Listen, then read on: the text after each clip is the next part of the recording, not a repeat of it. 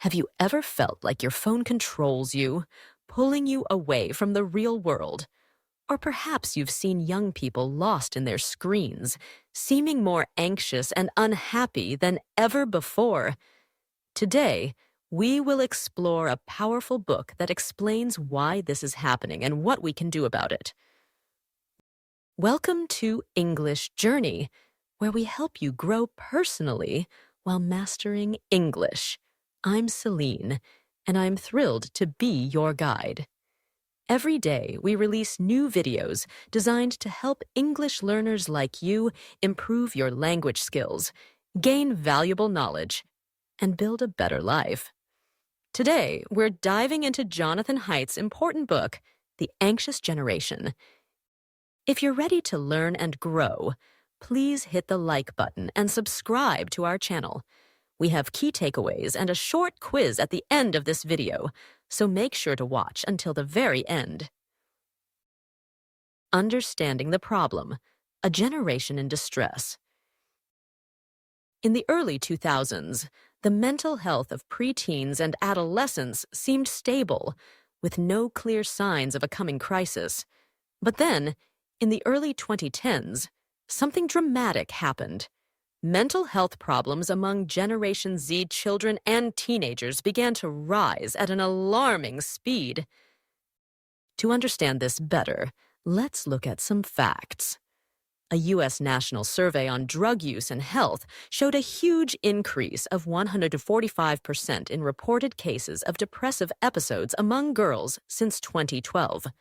For boys, the increase was even higher, at 161% during the same time.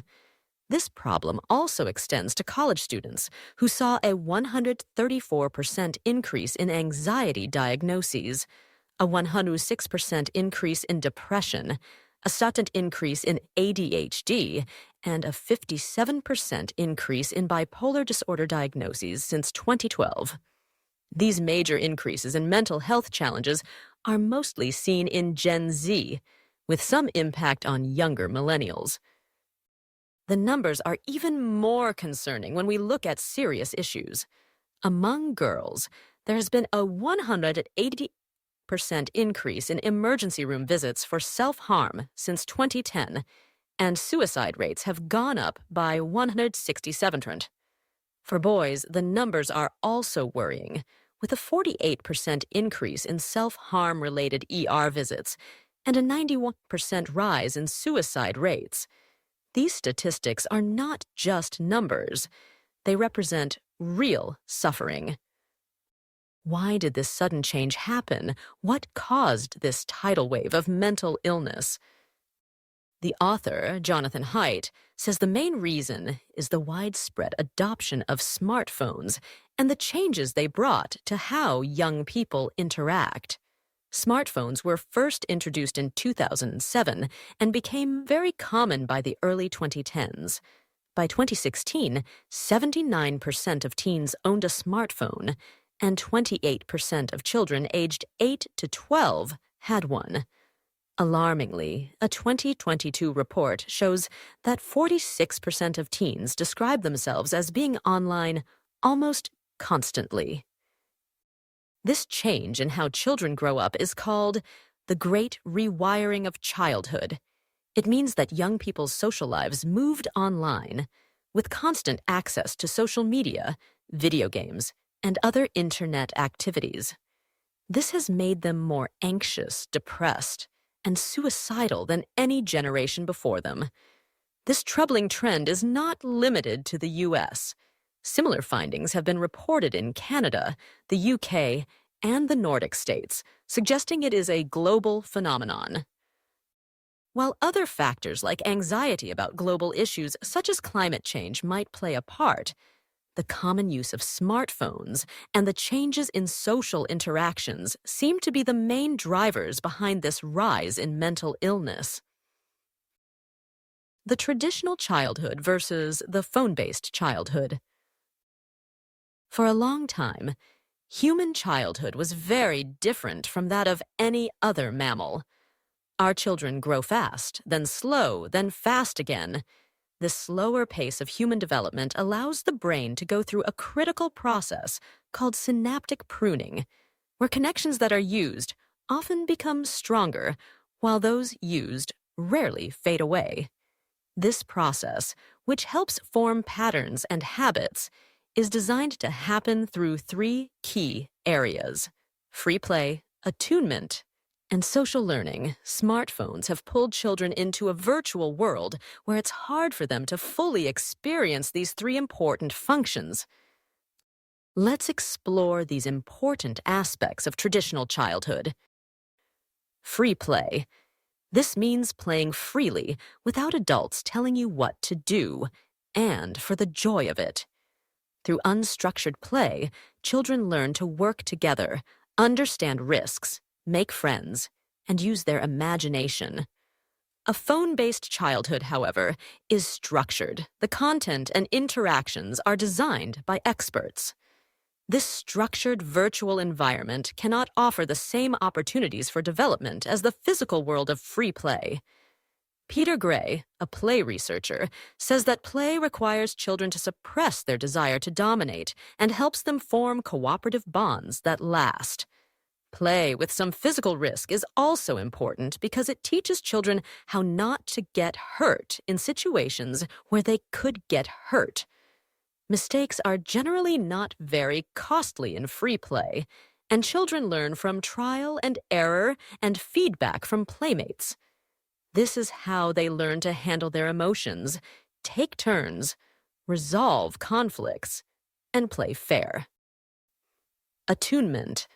This is the art of connecting with others. From a young age, children learn to read emotional cues, take turns, and build social bonds through real-time interactions with caregivers and other children. These interactions are crucial for developing emotional self-regulation and social skills. By 2014, a third of preteen girls reported spending about 20 hours a week on social media, potentially missing valuable chances for attunement.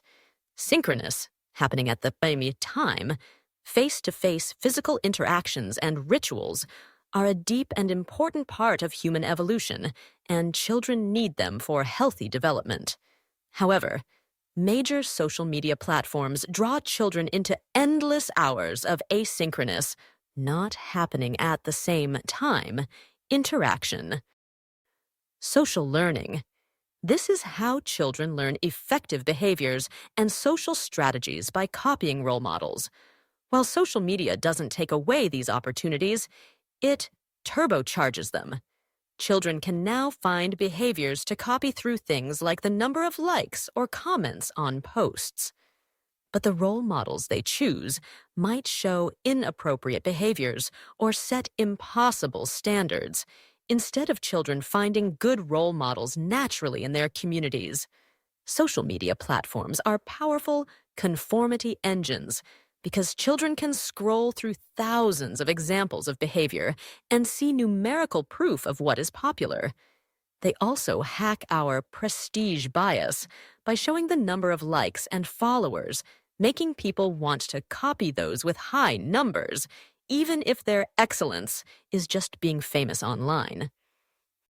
Parents have focused on protecting children from perceived physical risks, such as cars or sex offenders. But often, they have not protected them enough from the risks of smartphones and social media. Setting up too many rules in the physical world can make children less strong, independent, and reduce their unsupervised playtime. Risky play is necessary for children to learn problem-solving and build confidence. At the same time, we have not protected children enough from the dangers of constant access to social media, photo filters, and addictive games. The introduction of smartphones has changed childhood in a basic way, taking away important experiences of free play, attunement, and natural social learning. This shift has had negative results for the mental health of Generation Z, shown by the alarming rise in depression, anxiety, and self-harm. 4 foundational harms of the phone-based childhood. The book explains 4 main ways smartphones harm young people's mental health, affecting both boys and girls of all ages. 1. Social deprivation. In-person, play-based social interactions are essential for a child's healthy social development. But from 2009 onwards, the time children spend interacting with friends face-to-face has dropped noticeably. Even when children and teens are together, they often use their phones, which makes their interactions less meaningful. This also affects family life, as parents too become distracted by their smartphones. One study found that 62% of children aged 6 to 12 felt their parents were distracted when they tried to talk to them, mainly due to smartphone use. This means the Great Rewiring has harmed the social lives of Gen Z by connecting them to everyone in the world, but disconnecting them from the people physically around them, too. Sleep deprivation. Natural sleep patterns change during adolescence, and teens tend to go to bed later. Smartphones make this worse, as late-night phone use disrupts sleep. A review of 36 studies found a clear link between smartphone use and sleep deprivation in adolescence. This lack of sleep is connected to higher levels of depression, anxiety, aggression, and poor impulse control. Teens need more sleep than adults, at least 9 hours a night for preteens and 8 hours for teens. When screens are allowed in bedrooms, many children use them late into the night, and the blue light from screens tells the brain it's morning, stopping melatonin production. Sleep-deprived teens cannot focus or remember as well, affecting their learning and grades, and introducing their risk of accidents. 3. Attention. Fragmentation. The average teen gets about 11 notifications per waking hour on their smartphone, meaning one every 5 minutes. Heavy users might get 1 notification per minute.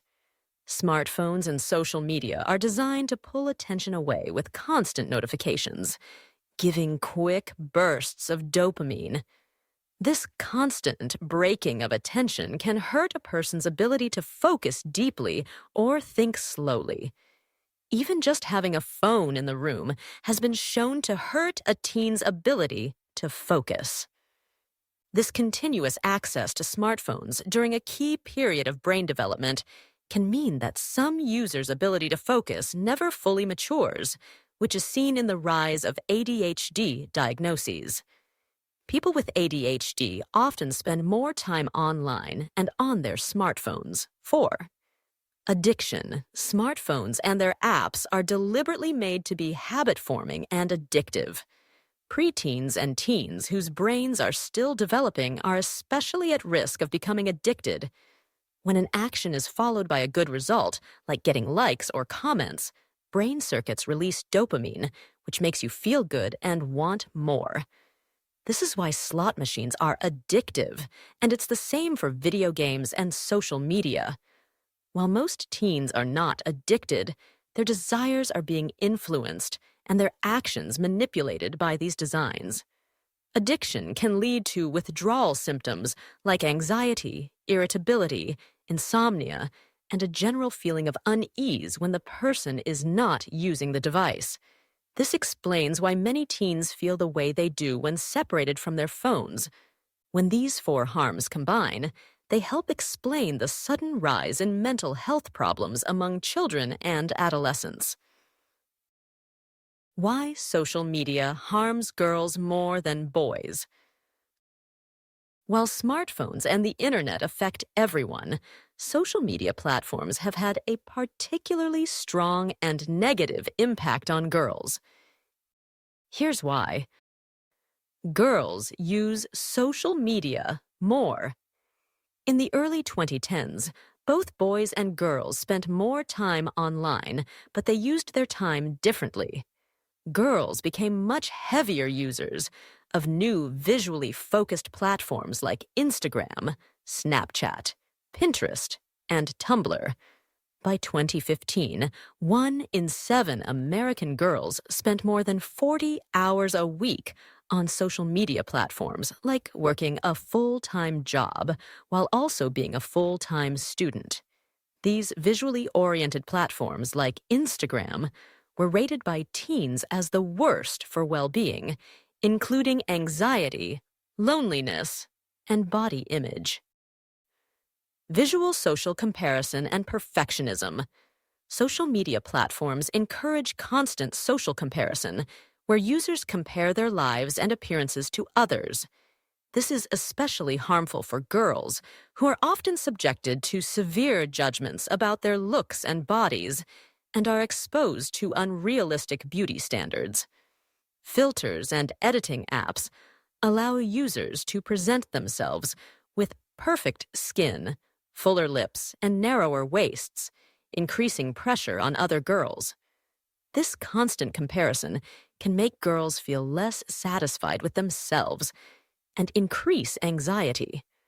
Girls are also more prone to socially prescribed perfectionism, feeling they must meet very high expectations from others or society.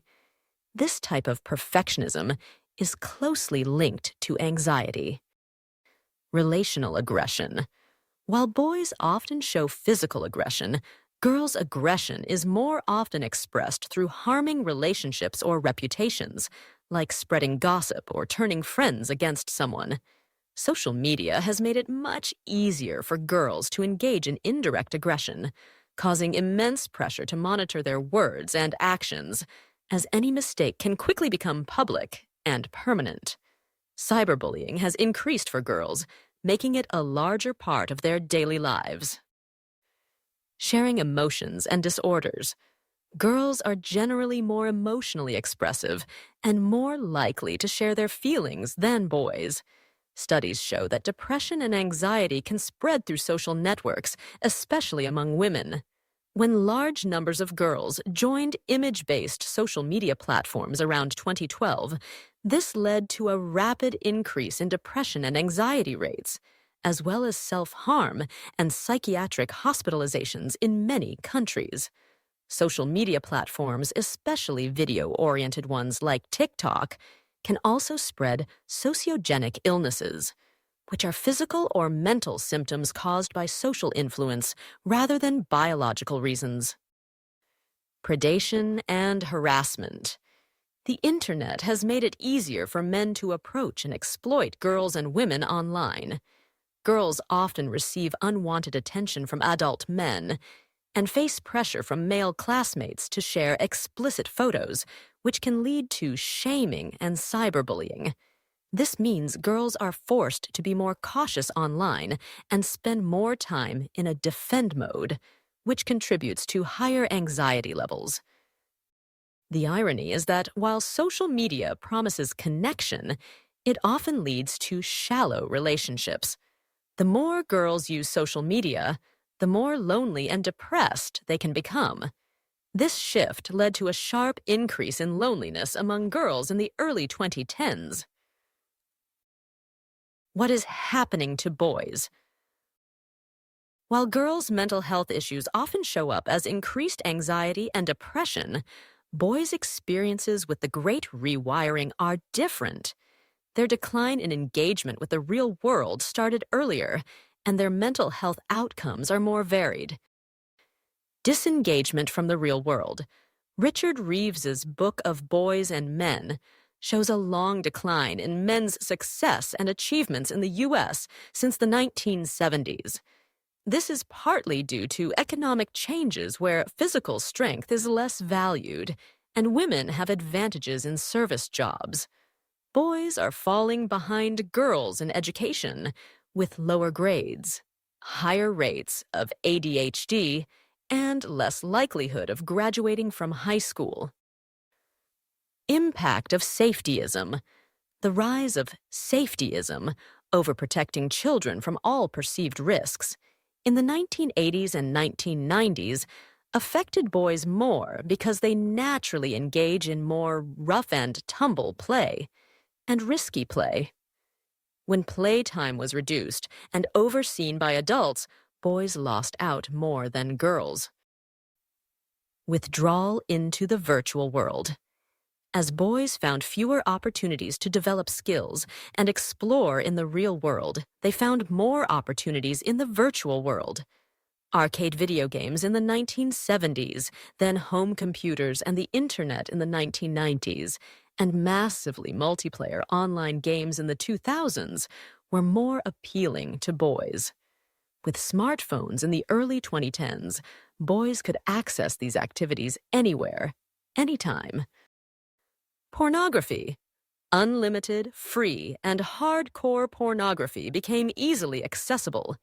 This allows boys to satisfy sexual desires without the social and emotional effort of real-world dating. Heavy use of pornography can disrupt romantic and sexual relationships, making it harder for young men to find intimacy and marriage in real life. Video games. While video games can offer some benefits like improved cognitive function and cooperation, they also have significant harms. For a substantial group of heavy users, around 7% of adolescent boys, gaming can lead to severe problems, interfering with school, work, and relationships. It can become an addiction, causing users to skip eating, showering, and sleeping. Video games also take up a huge amount of time, leading to an opportunity cost where boys miss out on sleep, exercise, and in-person social interactions. Loneliness and meaninglessness. Despite online connections, boys, like girls, have become lonelier. The percentage of 12th grade boys who often feel lonely increased from 20% in 2012 to 35% in 2019. There has also been a friendship recession among men in the U.S. The Great Rewiring has pulled young people out of real-world communities, leading to anomie or normlessness, a lack of stable social norms and rules. This lack of purpose and community breeds despair and suicide. Boys and girls, though taking different paths, have ended up in a similar state of increased anxiety, depression, and a feeling that life often feels meaningless. Spiritual degradation in the digital age. The book suggests that the phone-based life leads to a kind of spiritual degradation for everyone, not just young people. This means it pulls us away from a higher, more virtuous way of living. The author, Jonathan Haidt, even though he is an atheist, uses the idea of spirituality to explain how technology is changing us deeply. He discusses 6 spiritual practices that are often blocked or harmed by a phone-based life. 1. Shared sacredness. In traditional societies, rituals and shared experiences, like singing together or celebrating holidays, bring people into a sacred realm where the self is less important and collective interests are stronger. This builds trust and belonging.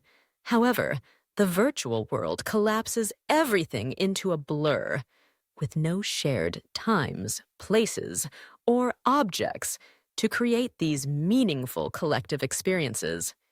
Everything is always available, and there are no holy days or sacred spaces.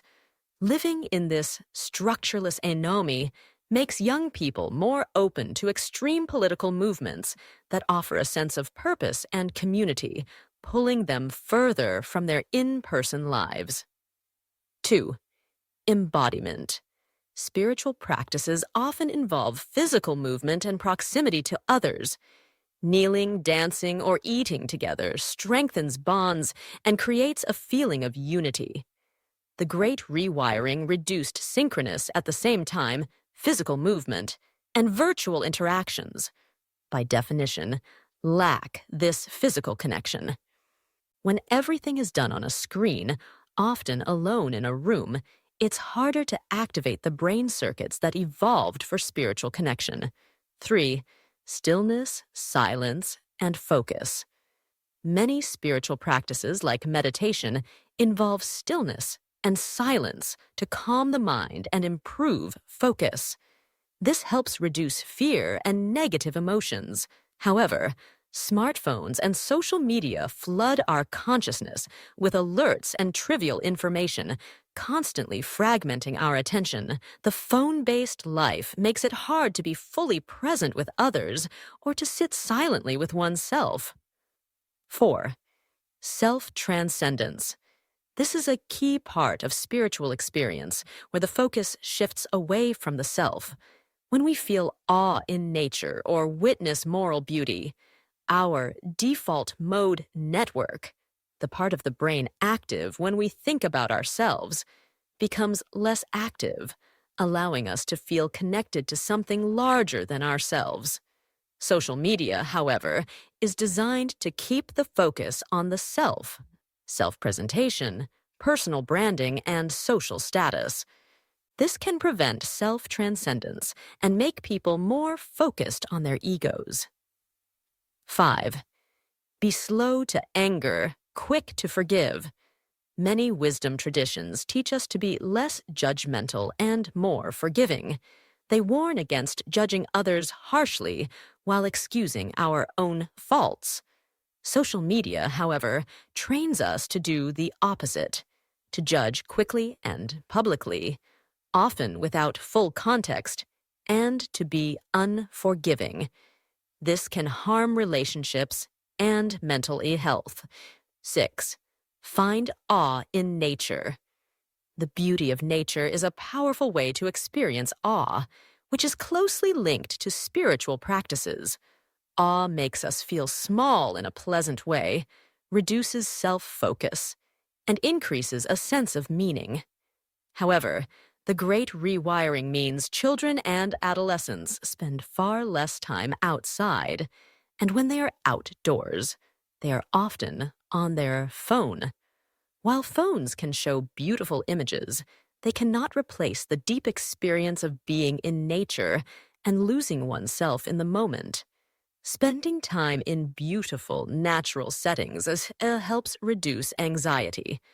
The author suggests that humans have a God-shaped hole, or a yearning for meaning and connection. If this yearning is not filled with something noble and elevating, modern society, especially with the garbage pump of digital media, will fill it with trivial and degrading content. To live a more fulfilling life, we need to take back control of what we expose ourselves to. Solutions: reclaiming childhood. The good news is that we are not helpless. The book emphasizes that we can make changes by working together to solve what are called collective action problems.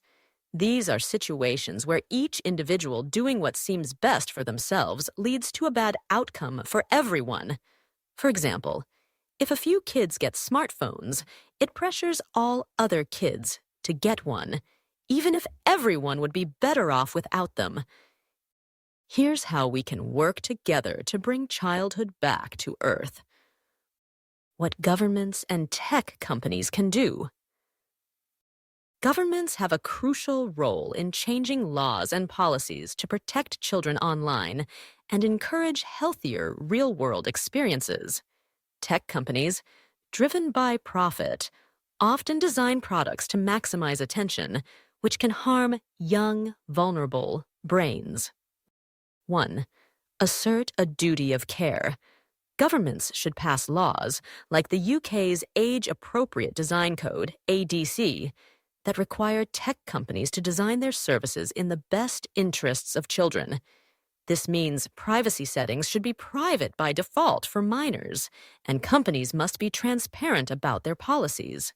Such laws should focus on design features that encourage harmful experiences rather than content. 2.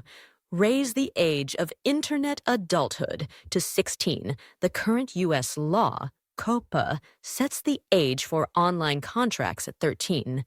But this was a political compromise, not based on child development.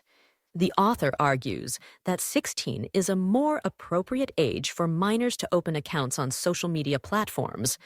At 16, adolescents are more mature and capable, and are past the most sensitive period for harm from social media. 3. Facilitate age verification. Companies need better ways to verify a user's age. Instead of requiring government IDs, which have privacy concerns, companies could offer a menu of options, like third-party verification services or device-based verification. Device-based verification would allow parents to mark their child's phones or computers as belonging to a minor, so platforms would know not to grant access to age-restricted content without parental consent. This would make it easier for parents to enforce age limits and reduce peer pressure. 4. Encourage phone-free schools. Governments should support schools that want to go phone-free for the entire school day by providing funds for phone lockers or pouches. State and federal education departments should also research the benefits of phone-free schools. 5. Stop punishing parents for real-world freedom.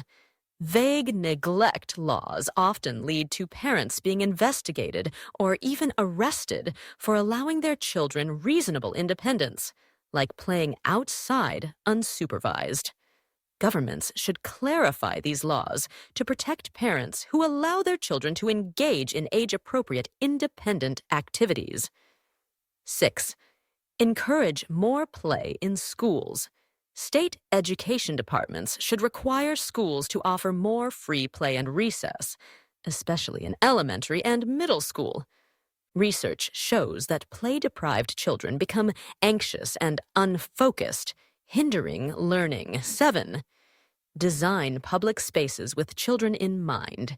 Cities and towns should make public spaces more accessible for children to walk or bike to parks and shops, reducing reliance on parent taxis. This includes good sidewalks, crosswalks, traffic calming measures, and mixed-use developments that bring commercial and residential areas closer. 8. More vocational education and youth development. The educational system should offer more vocational training and technical education, especially for boys, to re-engage them and provide valuable job skills. Governments can also support apprenticeship programs and gap year programs to help young people transition to adulthood. What schools can do? Schools can play a huge role in improving student mental health by focusing on two main changes: going phone-free and providing more free play. 1. Go phone-free for the entire school day. Instead of just banning phones during class, schools should require students to put their phones in a phone locker or locked pouch when they arrive and get them back at the end of the day. This reduces attention fragmentation, social deprivation, and addiction. It also improves academic performance and strengthens the school community, too. Become playful schools. Schools should increase recess time and make playgrounds better. This includes adding loose parts, like tires, buckets, or boards, which encourage creative and collaborative play. Adventure playgrounds and nature playgrounds are also highly beneficial. Schools should also reduce strict rules during recess, trusting children to manage their own play and resolve conflicts. 3. Implement the Let Grow project. This is a homework assignment where students, with their parents' agreement, do something new on their own, like walking the dog or preparing a meal. This helps children build confidence and competence and increases parents' trust in their children. 4. Re-engage boys. Schools can help boys by offering more vocational training, shop classes, and technical education. Hiring more male teachers can also provide positive role models and increase boys' engagement in school. What parents can do. Parents are like gardeners who create a nurturing space for their children to flourish, rather than carpenters who try to mold them into a specific product. For young children, ages 0 to 5, More real-world experience. Provide lots of time for free play with other children, including those of mixed ages. Be a good role model by managing your own phone habits. Give children simple responsibilities around the house to make them feel essential to the family. Less screen time. Limit screen use to video calls with family members and educational programs watched with a caregiver, especially for children under 2 years old. For ages 2 to 5, limit non-educational screen time to about 1 hour on weekdays and 3 hours on weekends. Avoid using screens as pacifiers or babysitters. Remove screens from bedrooms. All devices should be removed from bedrooms 30 to 60 minutes before bedtime. For children, ages 6 to 13, elementary and middle school. Encourage independence. Practice letting your children out of your sight without a way to reach you, like sending them to the grocery store for a small item. This builds confidence for both parents and children. Foster sleepovers and walking to school. Encourage sleepovers, but manage screen use during them, and walking to school in groups, especially with an older child responsible. Prioritize free play after school. Avoid filling all afternoons with adult-supervised activities. Let children just hang out with other children, perhaps through a play club or at each other's homes.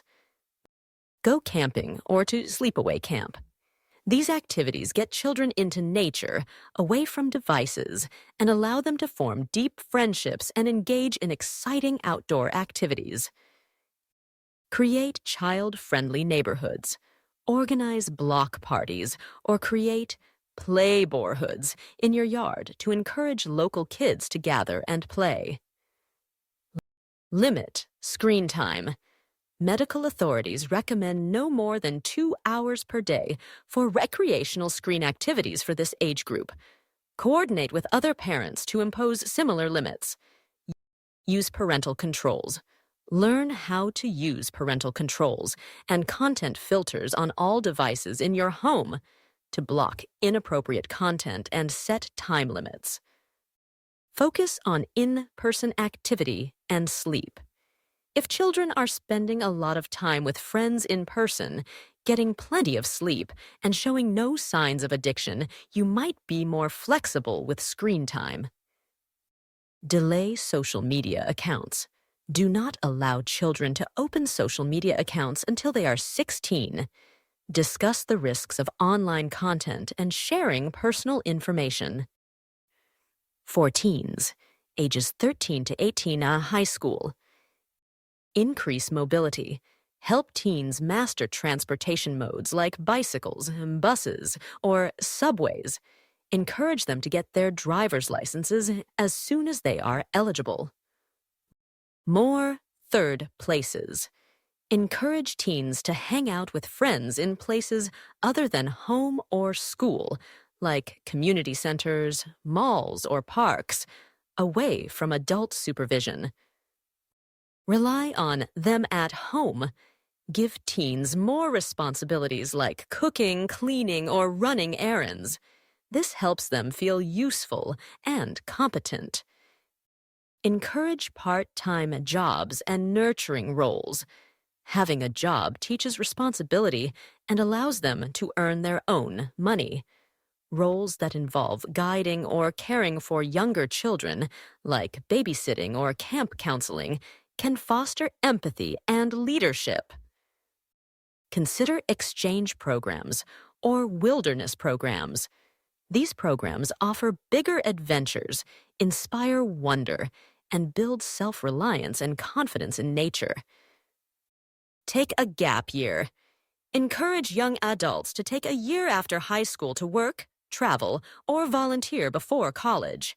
This helps them discover their interests and build skills and independence. Manage smartphone use. As teens mature, gradually loosen restrictions, but continue to set family rules about phone use. Help them develop good evening routines, removing phones from bedrooms at least 30 minutes before bedtime. Watch for signs of addiction. Be aware of problematic social media or video game use, such as interference with daily routines, strong cravings, lying, or choosing online over in-person interactions. If signs appear, consider a digital detox. By making these changes, parents can contribute to solving the collective action problem. If many parents delay smartphone use and encourage independence, it becomes easier for everyone. Recap takeaways. Here are the main lessons from the anxious generation. Mental health problems in young people have increased sharply since 2010, mainly due to smartphones and social media. A healthy childhood needs free play, attunement, and social learning in the real world. Smartphones cause social deprivation, sleep deprivation, attention fragmentation, and addiction.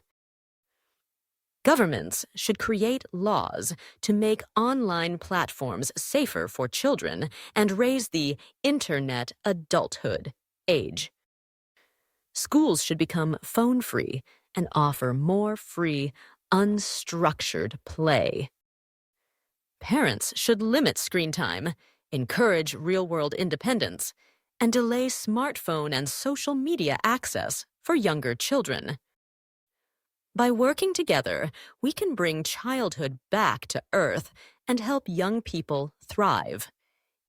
If you found these insights helpful, please give this video a thumbs up and subscribe to English Journey for more empowering content. Quiz time. Now, let's test your understanding. Answer these questions in the comments below. Question 1. What is the name of the period from 2010 to 2015 when childhood changed due to technology? Question 2. Name 2 of the 4 main harms caused by smartphone use in children. Question 3. What are 2 things schools can do to improve student mental health according to the book? Question 4. What age does the author suggest for children to get their first smartphone? Question 5. What is one thing parents can do to encourage more real-world independence for their children? Remember to share your answers in the comments. Conclusion. Thank you for joining me on this important journey today. It can feel overwhelming, but remember, every small step makes a big difference. By understanding these ideas and making changes in our lives and communities, we can create a better future for our young people. Keep learning, keep growing, and remember that books are powerful tools to grow your English and your life. See you in the next video.